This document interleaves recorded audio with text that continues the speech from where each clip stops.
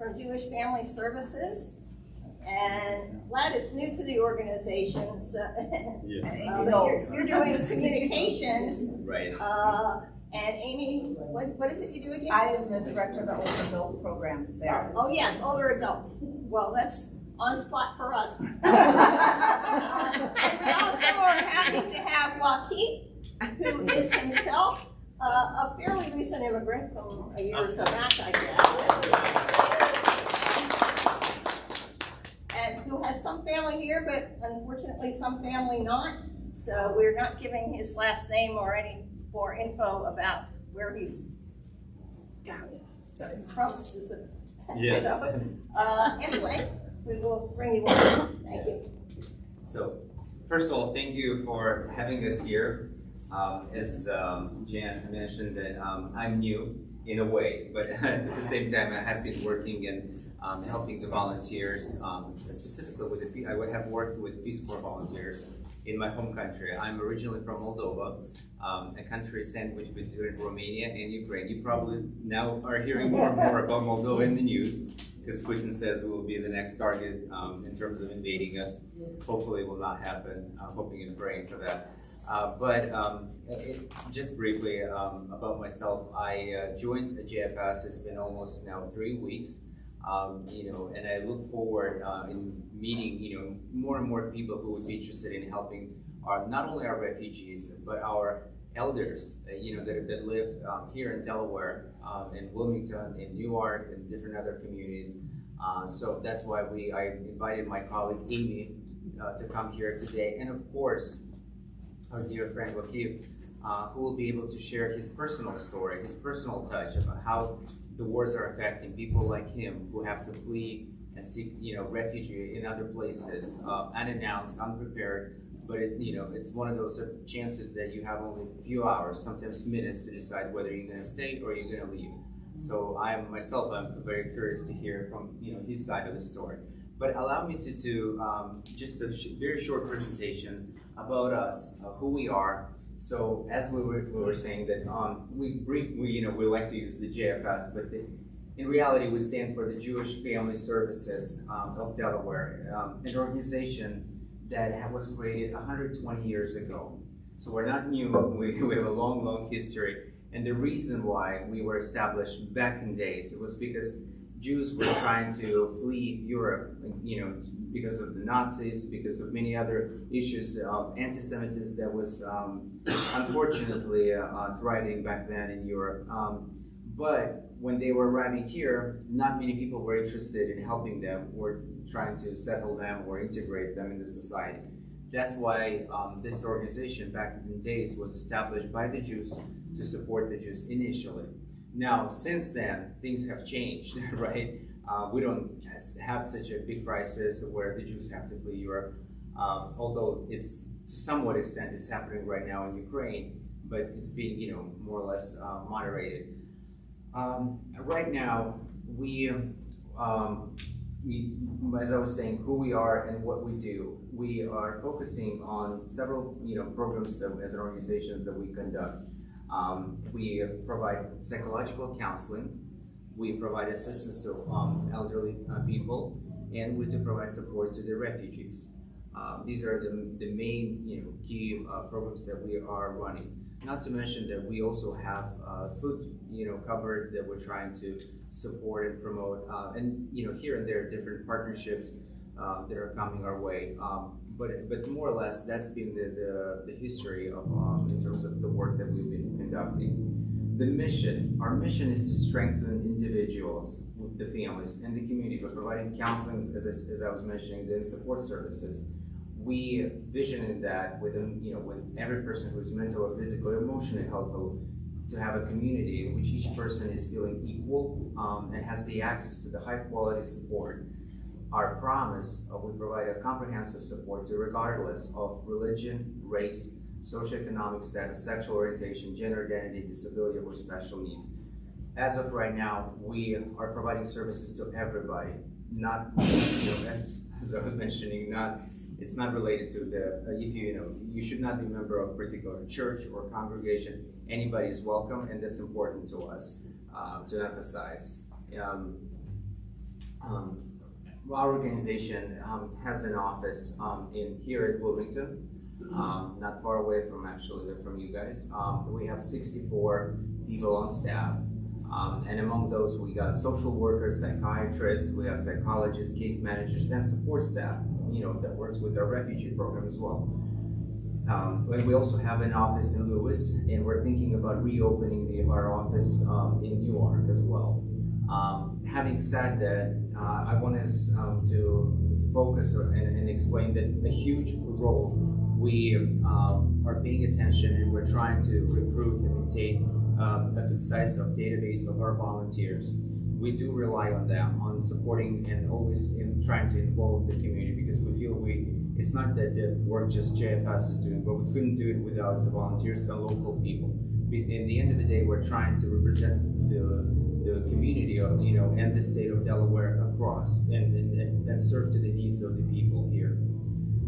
And I would like to now talk more about the refugee program. So we have a program that was established, and we, as an organization, just to kind of give you a brief idea, right now in the United States, there are 9 largest resettlement agencies in America.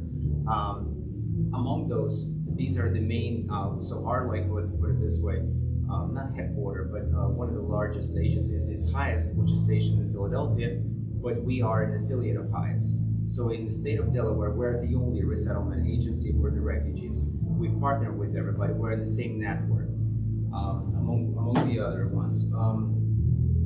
So the program that we have, and in terms of what we call, in our staff, we have a team, we call them RISE team, implying that we're trying to rise the people and raise them, from the, so once they're coming here on the ground, trying to give them and help them start a new life from scratch, literally from scratch.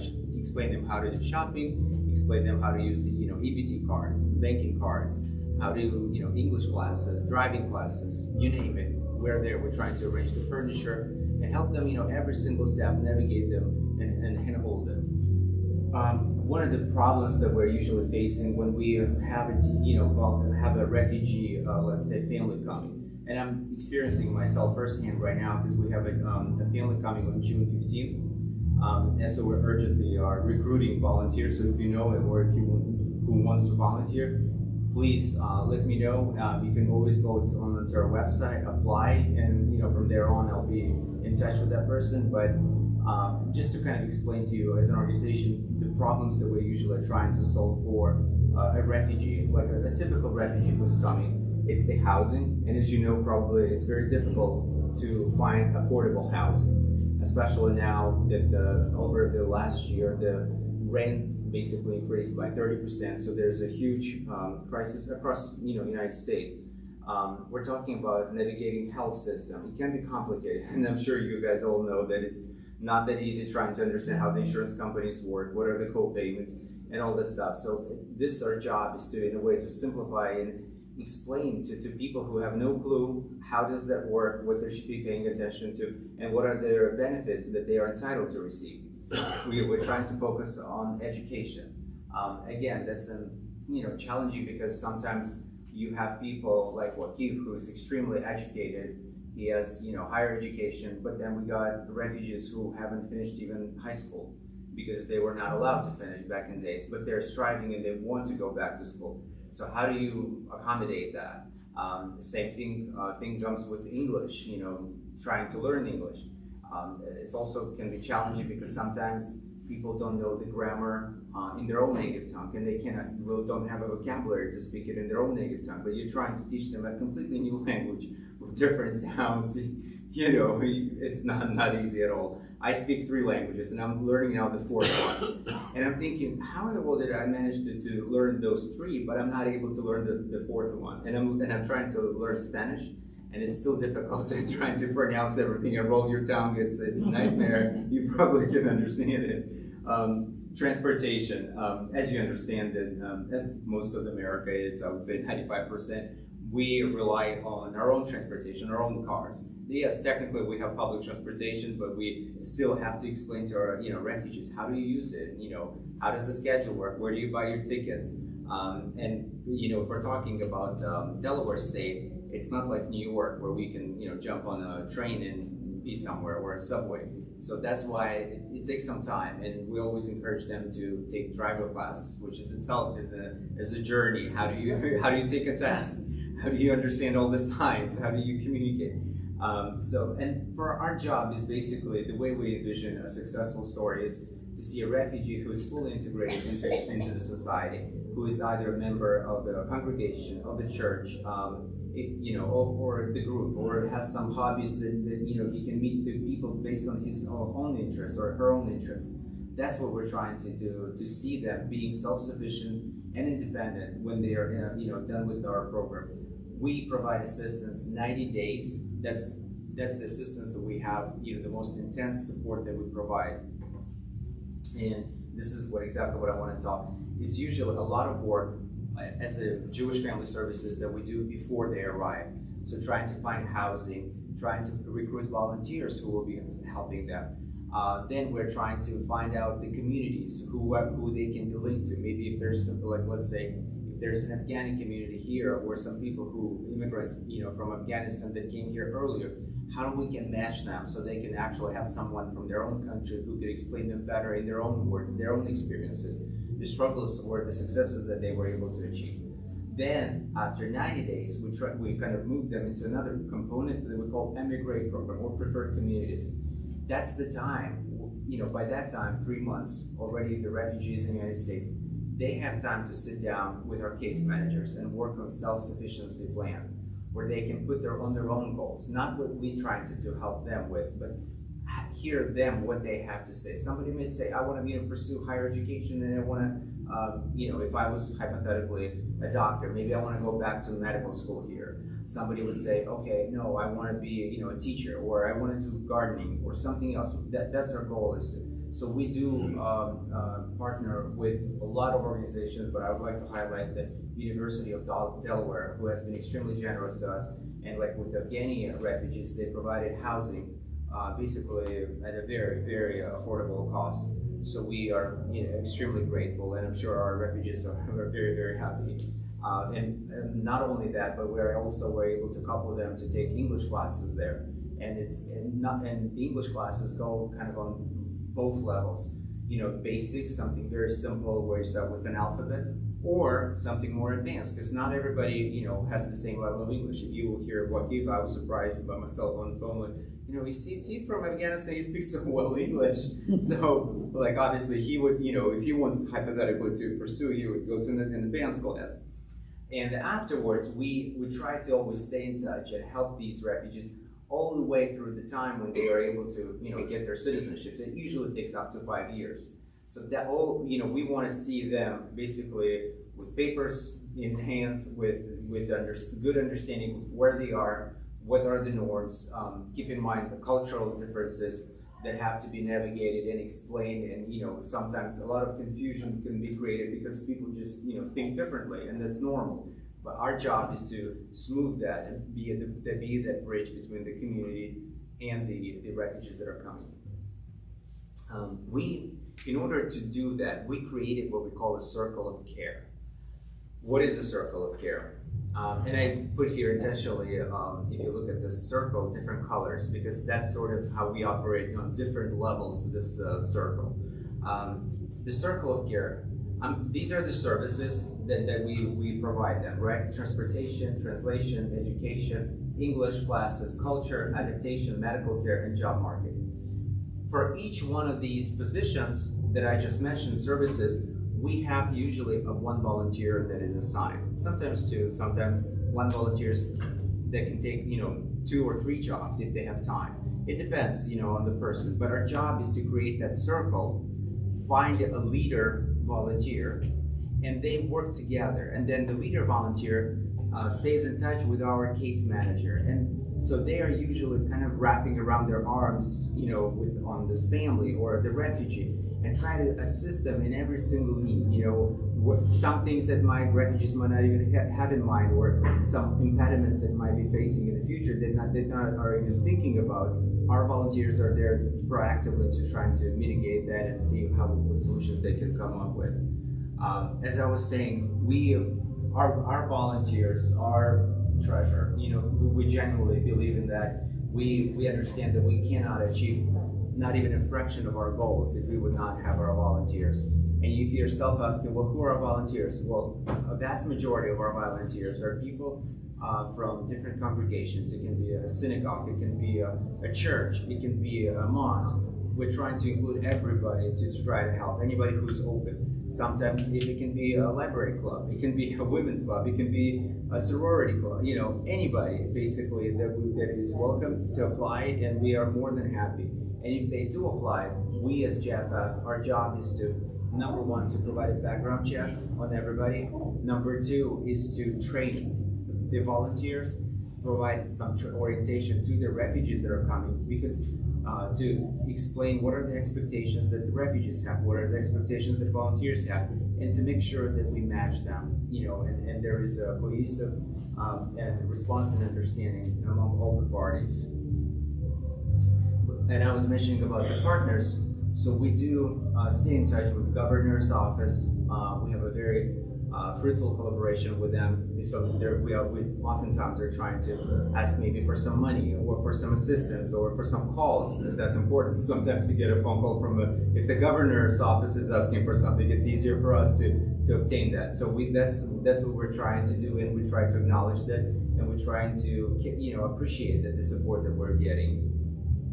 Now, the most important now topic, and this is sort of like literally close to my home, that is hitting this, you know, terrible war that started in Ukraine, and as you probably know, the Russians have invaded. What is happening right now, and sort of this is like the next step what we are working on and trying to prepare us as an organization to be ready to receive these refugees, but also we trying to understand the needs of the people that will be coming. As you probably know, the war started unannounced in Ukraine at 4 a.m. on February 24. People woke up, you know, nobody was expecting that they would be bombed, the city of Kiev or the other places in Ukraine. So the refugees started fleeing anywhere they could. A lot of them immigrated to Poland because it was the closest and safest place. A lot of them went to my home country, Moldova. And actually Moldova got the largest number of refugees per capita if you compare the local population, you know, among those people. And keep in mind, these countries are poor. I mean, Moldova is the poorest country in Europe, but still people have to open their homes and they try to do their best.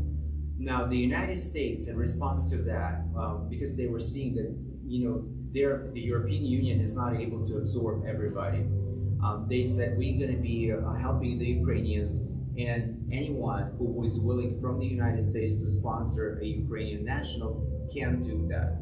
They have to apply online, and they basically are inviting that person, meaning that that person, whoever they is invited, usually, sometimes it happens that the families that live here, that are American citizens, they are the ones also inviting their mothers, you know, family members, whoever wants to come. So if they come here, and we have a situation right now in Delaware, in Dover, a gentleman who is an American, he worked in Ukraine a couple of years ago as an English teacher, just like a summer job.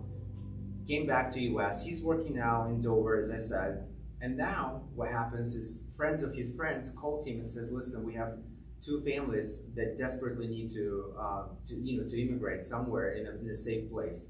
So he says, okay, he signed it up, he went online, he applied, he became their sponsor. But now he calls us as JFS and says, listen guys, I don't know what I'm doing because I'm by myself. I live in a big house. I can offer them, you know, a room, a bathroom, food. But in the end of the day, I'm going to work early in the morning, and we all know that it's not like you can just, you know, stop everything and be there with these families. But these people will be stuck in the house, you know, all day long, doing nothing. Like, how can we help them? So as JFS, what our job is to create that circle of care, to help, you know, we assign usually a case manager that helps to apply them to get the benefits. Now, what kind of benefits they get? They get a SNAP, so it's food stamps. They get a Medicaid, so healthcare is covered for them, and they get SSI, and they get disability in case they're eligible, which is fantastic. And but he, as I said, he's offering them food, he's offering them shelter, which is, again, a huge thing. So usually that model, the way it would work is the volunteers would be the ones helping them, as I was mentioning, trying to navigate with transportation, taking driving classes, English classes, trying to help them get a job. Because even myself, when I immigrated to US, I had no clue how to compile your resume because it's so different from what we do in Europe, the standards. And and I actually need someone to sit down and help me. How do you write it? What do you say? What are the highlights? Things like that. And sometimes even simple things. For example, I like to use this example. For me personally, it was a shock when I found out that some pharmacies, they can deliver medicines to your door, right? It just blew my mind because I never expected that. And here I am wasting my time, gas, staying in traffic, trying to run really quickly from my job to the pharmacy, make sure that I have to leave earlier on my job, which my boss is not happy because the pharmacy closes at 5 o'clock. I need to be there before 5, but my job also day is at 5 o'clock. So how do you do that? And then somebody told me, well, why don't you just let them deliver them? And I'm like, that's possible? Things like that. Like, is it really possible? Or somebody was, for example, the idea that sometimes how you go to Acme and there's a Citizens Bank at the Acme, and I was like, what do you mean? Like, you don't have to go to a facility like an actual bank, and then you can do it all at one grocery store? And they're like, yes. Or where you buy your Easy Pass, little things like that somebody needs to explain that cultural things.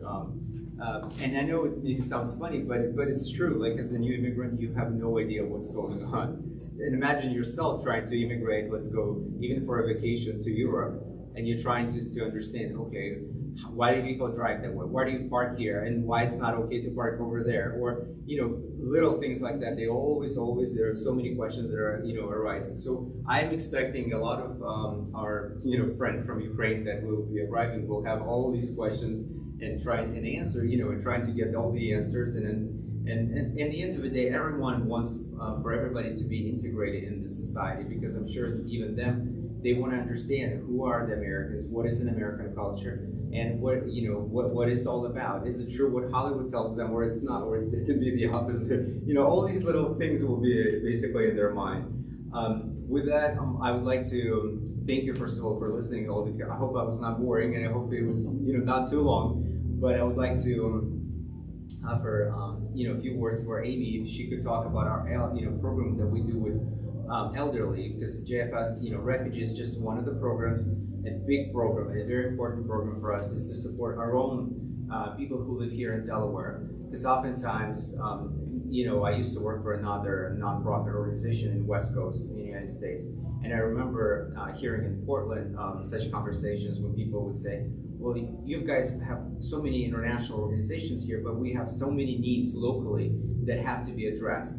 So I'm very glad and I'm very proud that JFS is not only helping somewhere there internationally, but they also are interested, and there is a desire to support the needs and the elderly people here, as I was mentioning, locally.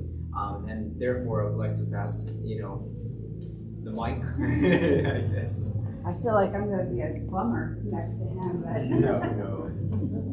the real highlights come up. Yes. That was great. We'll have my all the first best for time. the dessert. That was my first time. That was great. I'm glad. Really comprehensive.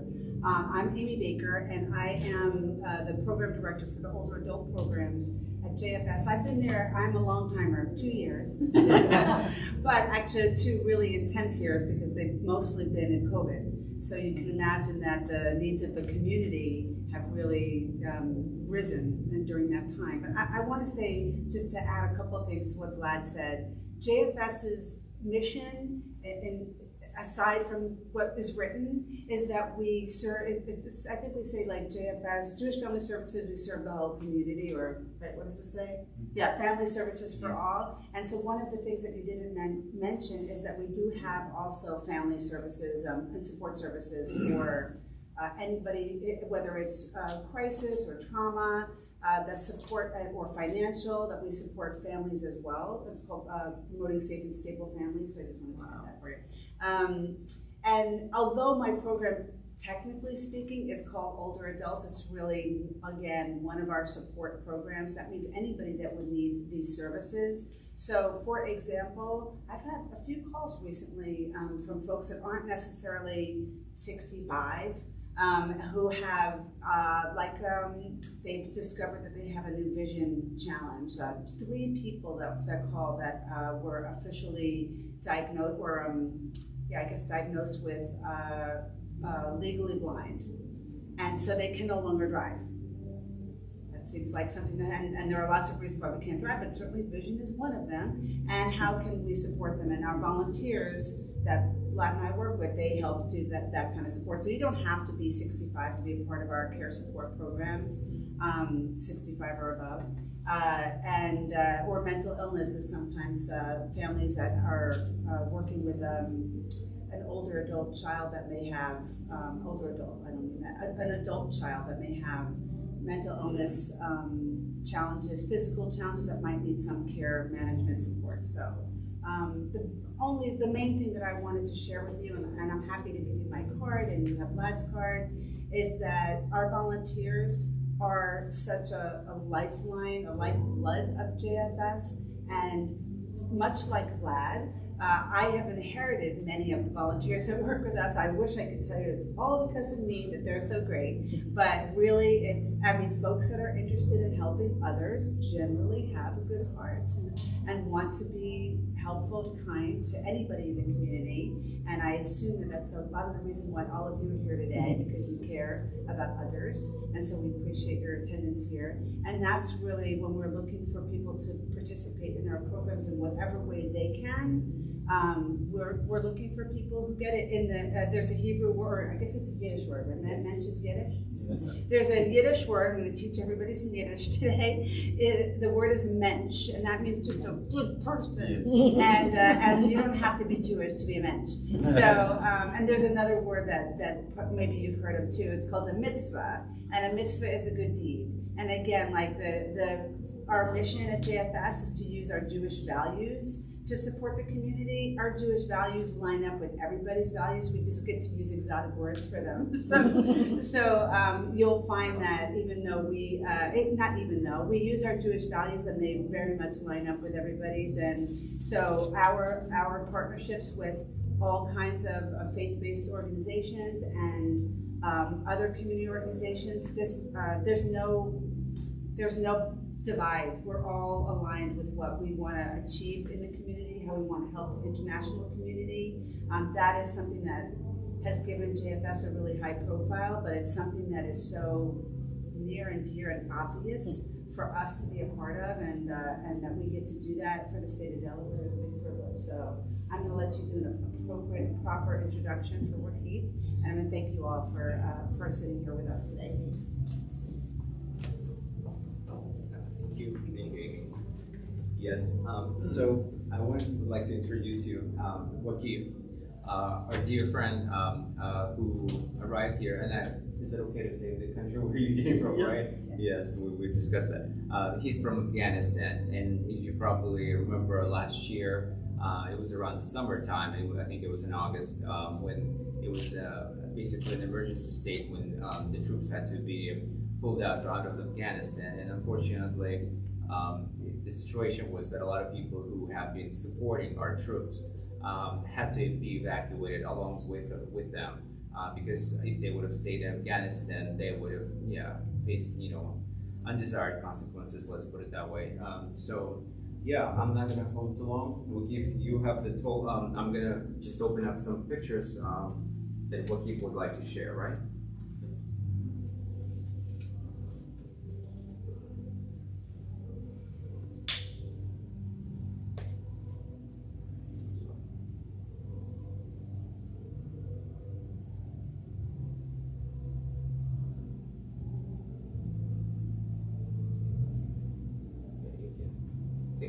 And then there's a few more. I will try to. And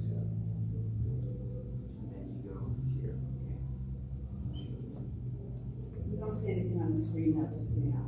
No, nothing. No. Go from your remote. This is here.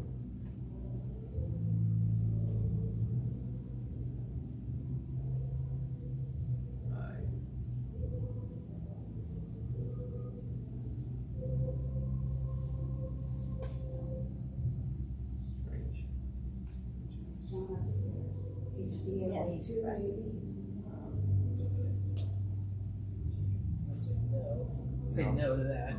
Yeah. Should we- Try two or one. It's not going. No, it's not going anywhere. No. Look how. Maybe that's the. Maybe you need a different remote.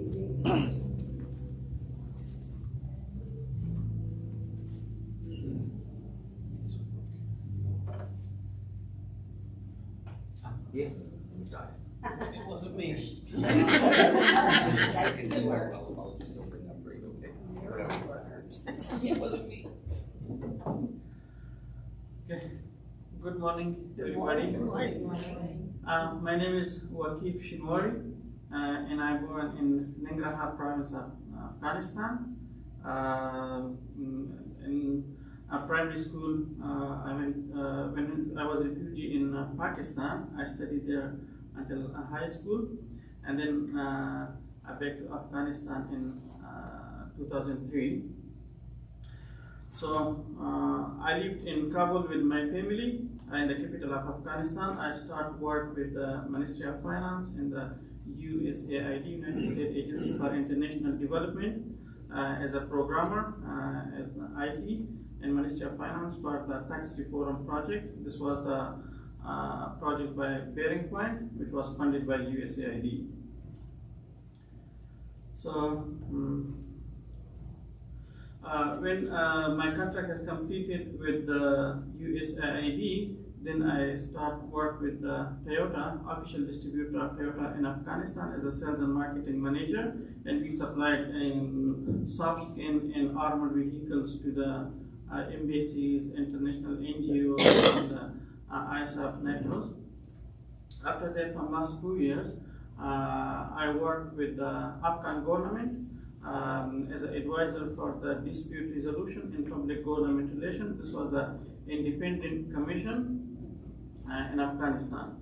So, you know, this was the unexpected situation in Afghanistan in last August, mid of August, that what happened, and nobody expected that on 15.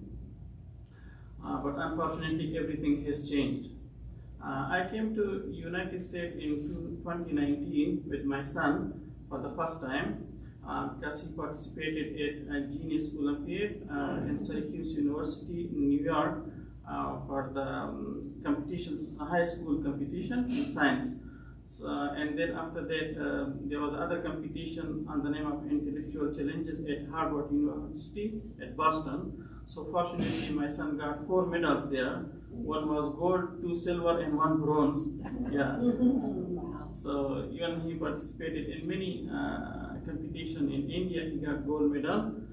So fortunately, when he graduated from high school, he applied for international school in United States. So fortunately, he got fully funded scholarship at Amherst College in Massachusetts. So now he's studying there.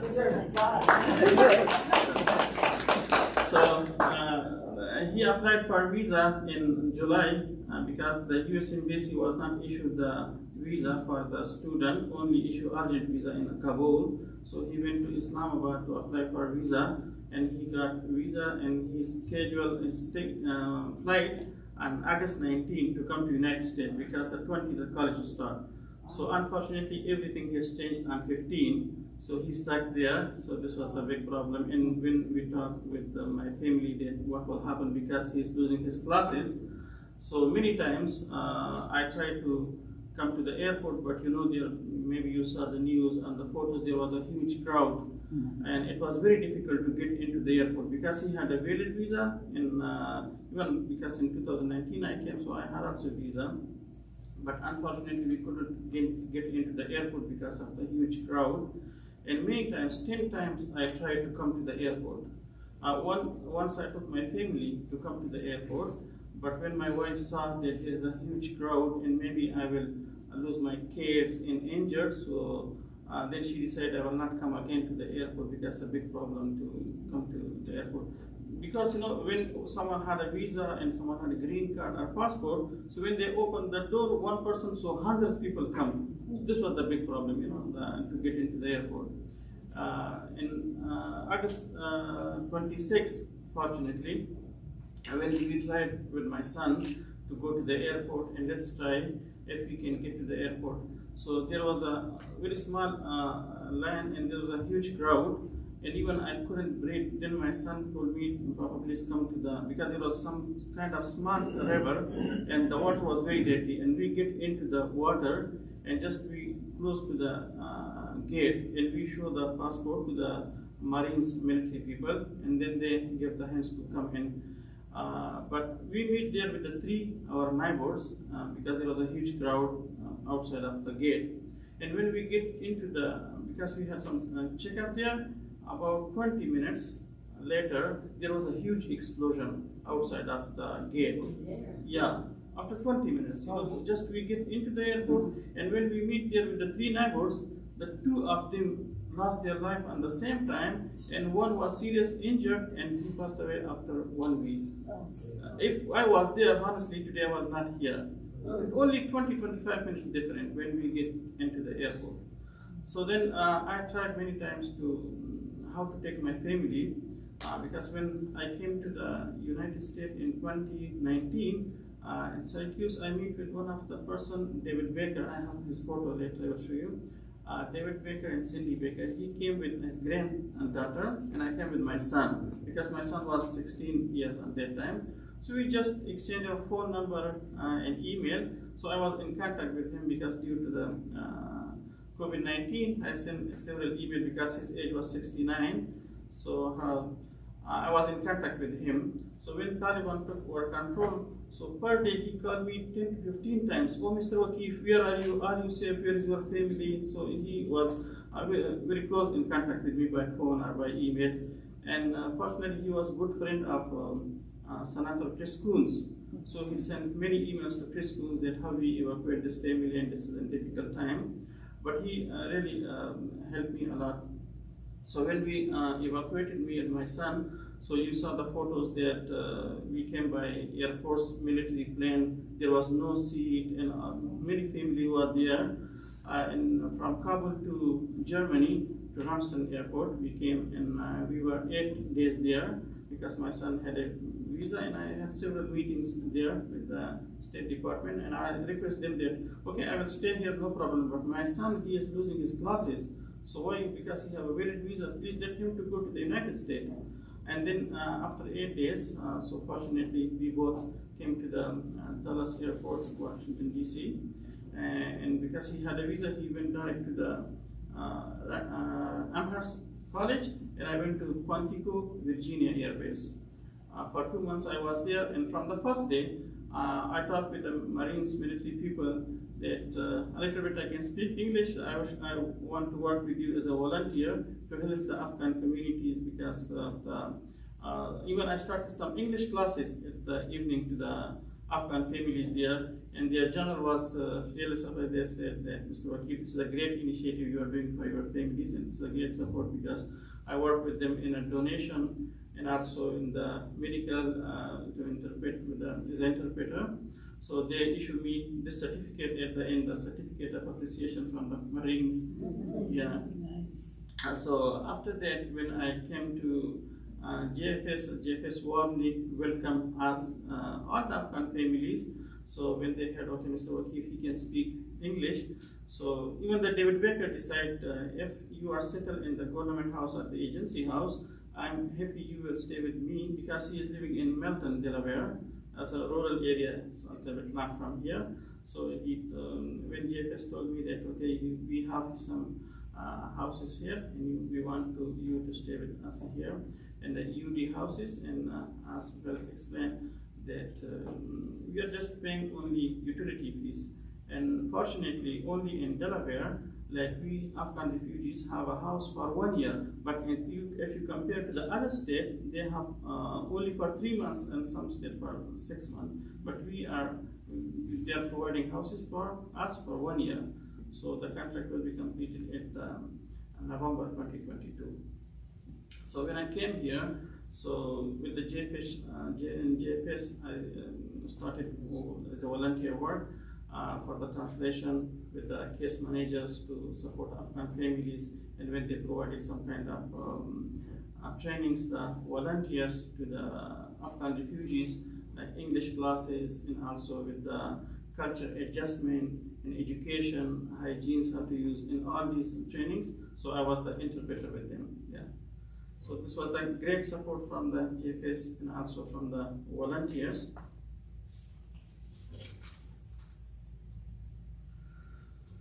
So, as you know, like what was the problem that because of my own job in Afghanistan, this was really I scared that for the Taliban when they took over control. On the first day, they went to my office and they took the data because I work with the USAID and I work for the Afghan government and also for the Toyota company. So this was the big problem for me and my family. And at that time, my family is still there, my wife and my kids. So hopefully they will come soon.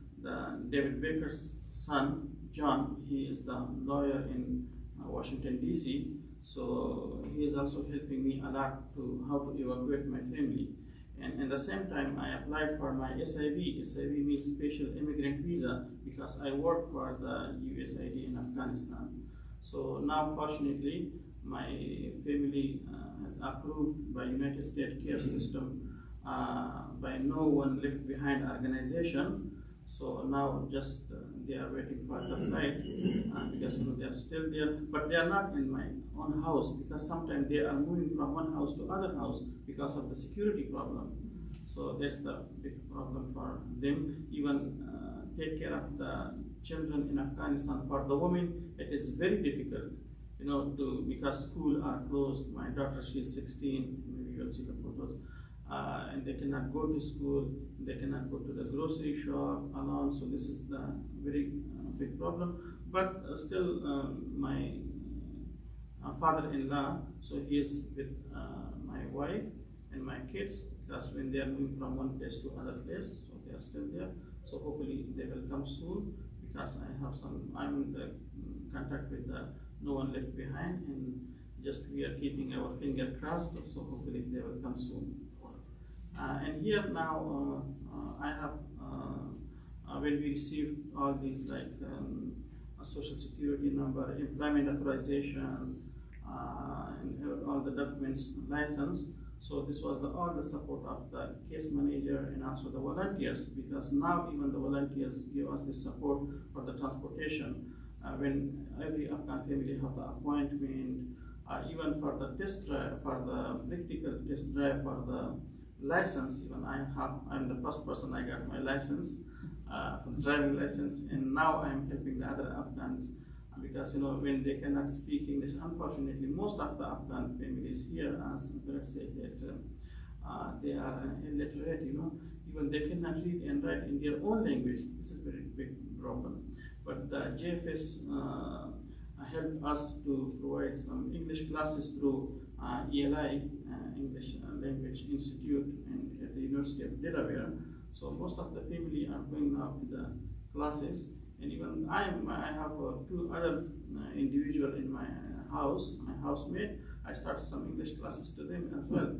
And the Literacy of Delaware, I received some training from the Literacy of Delaware that to provide some trainings program to Afghan community. And I was involved in Afghanistan for the social activities with the families, because I was appointed by the people as a chairman for the Shinwari Tribe Council, because we supported the families how to provide the education. Like most of them there, the economic situation is very low in Afghanistan, and they cannot afford the cost for the tuition fees. So we provided support, and somehow even the COVID-19, we supported more than 2,000 families there. So at the end, on behalf of so every family is grateful for everything JFS and volunteers done for us.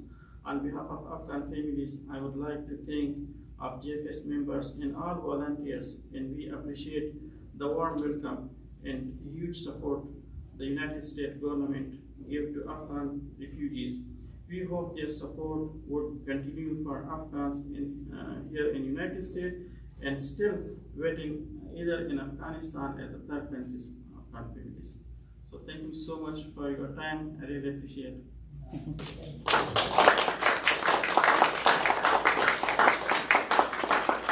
want to share some of the other photos?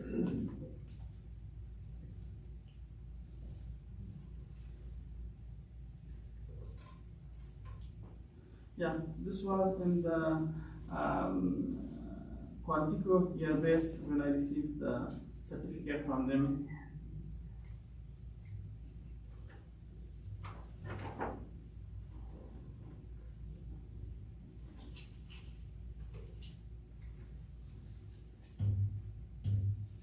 Yeah, this was in Quantico when I started English classes. So because this was like 8 to 10 p.m. And look, for the first day when I talked with them, because I explained them, we don't know that how long we will be here in the camp, maybe after 1 week, after 10 days, after 1 month. But this is the time you have to learn something. When you go outside, because the culture is completely different, and you have to learn how to use the daily words, that's very important. So they were very happy because on the first day when the people was 50, the next night, because they talked with the other group of people, oh, here we have started some English classes. So this was like 100 and 120, 140. So, yeah. And even this is one of the house here in Newark, Delaware, when I start some English classes at one of the family. Yeah, this is my family in Afghanistan, my wife and my kids. Yeah, this is David Baker and Sandy Baker, me, and I had a meeting with Senator Chris Coons at my house in New York. So he came there and we discussed a lot of issues there with him. Is your family okay now? Yeah, my family is okay now, but still they are waiting for the flight because even when I received the information from No One Left Behind, they said they are waiting to find some room in Qatar because when they move here in the United States and they have a room, then they will evacuate the rest of the family in Afghanistan to Qatar.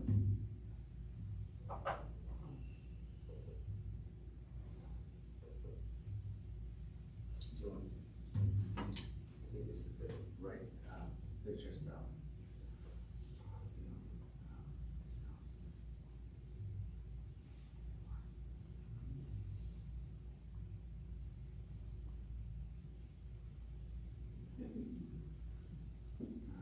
This was one of the volunteers, because culture had just made, and this was some kind of course, a workshop, and I was interpreter.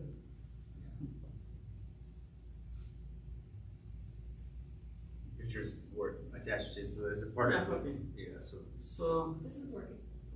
yeah, so they had a meeting with the legacy of Delaware. Her name is Nancy. So just to understand the level of their English, because they are going basically. Oh, she's on computer right there. Yes, she's on computer. It's like, where's Nancy? Yeah. Oh, is it flames? Yeah, this was the thing that I took in my Wow. look at the family. Yeah, Just like on the news. exactly. Do you know how many people were there? Like approximately, how would you say? In our flight, this was like 470. Look, No this seats. is the case. This is me, and my son Zakaria. He's sleeping because he was very tired.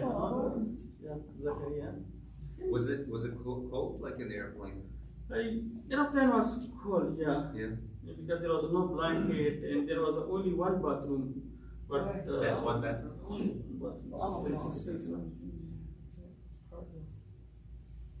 No stewardesses to come. So I have, as I told, I worked hard in Afghanistan in different area. So I provide make very good life for my family and my kids. This is my house. And I had a very nice garden. This was 5-story, and as I told you, I was the chairman of the National Wildlife Council. So mostly in Afghanistan, like when the people is coming from the other province, so they are not staying usually in hotel because you have to provide the place. So the first floor and second floor was for the guest. Yeah. And what happened with the house now? Does your family stay? No, my family is not here because even Taliban came many times to this house and they asked where is Waqif. So they told like, well, if he is in India, or he will come. He went to India with his son to find some school or college. Yeah. So as I told once, I took my family to the airport. So these are my daughters. Yeah, my wife. And this is the one year, yeah, Muhammad.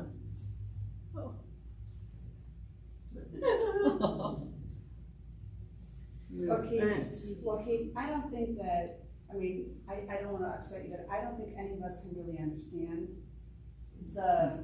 first of all, just being away from your family this long, these beautiful children and your wife, and doing so well here, because you definitely look like a star pupil for Refugee, but what is that like for your family? Can you, I mean, if you would, can you just share a little bit about how does your wife deal with you being so far away with all the kids? You must miss them terribly. Yeah, it's very terrible for her.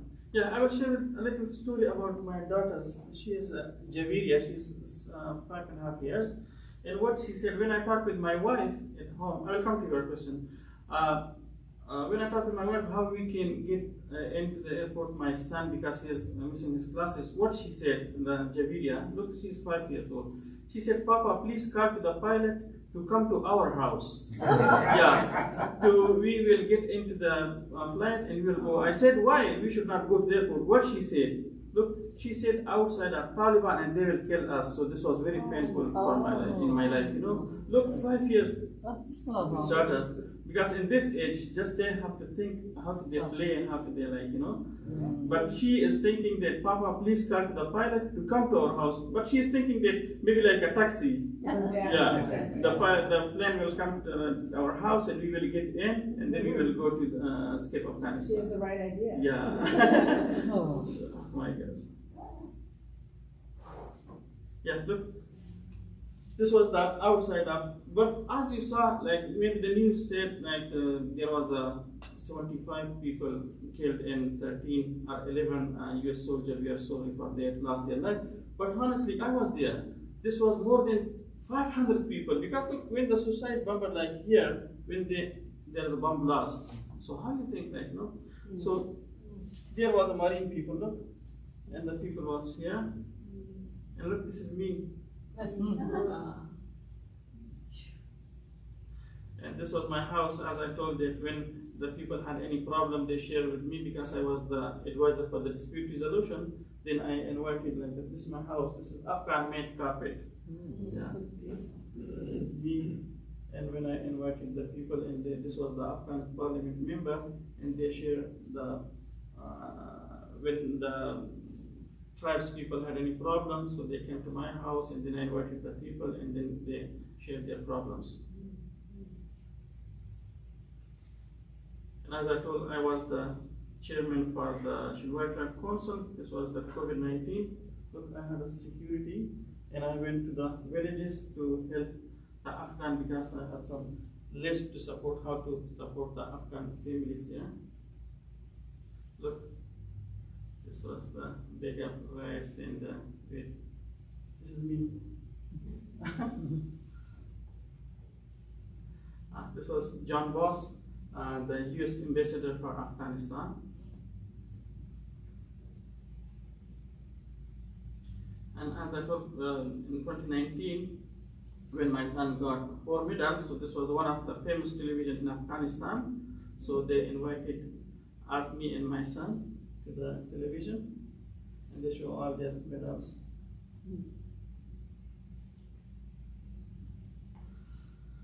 So honestly, like as per your question, so my family, they are in very tough situation there because very difficult for the women. But good is that I have contact through WhatsApp call, video call daily, every because only the time is different. The Afghanistan is 9 hours ahead from here.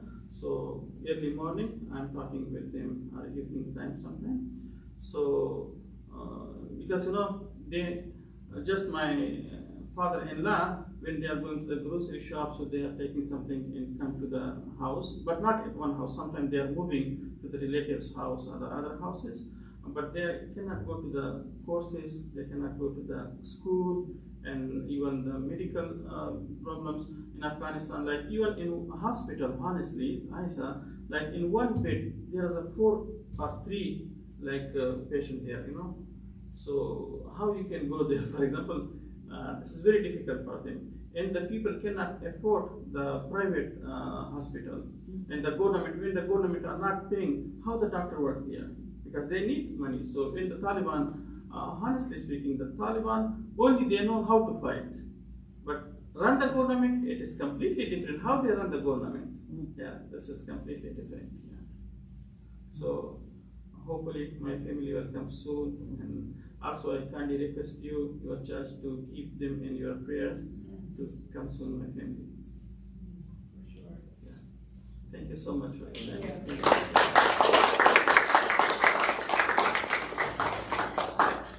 All right. I guess if you guys have any questions, Yes, that'll be a good time to ask us. Questions, ideas. I would like to encourage you and to let you know that we, as I was mentioning, we have this family. We have a new family coming from Jordan on June 15th.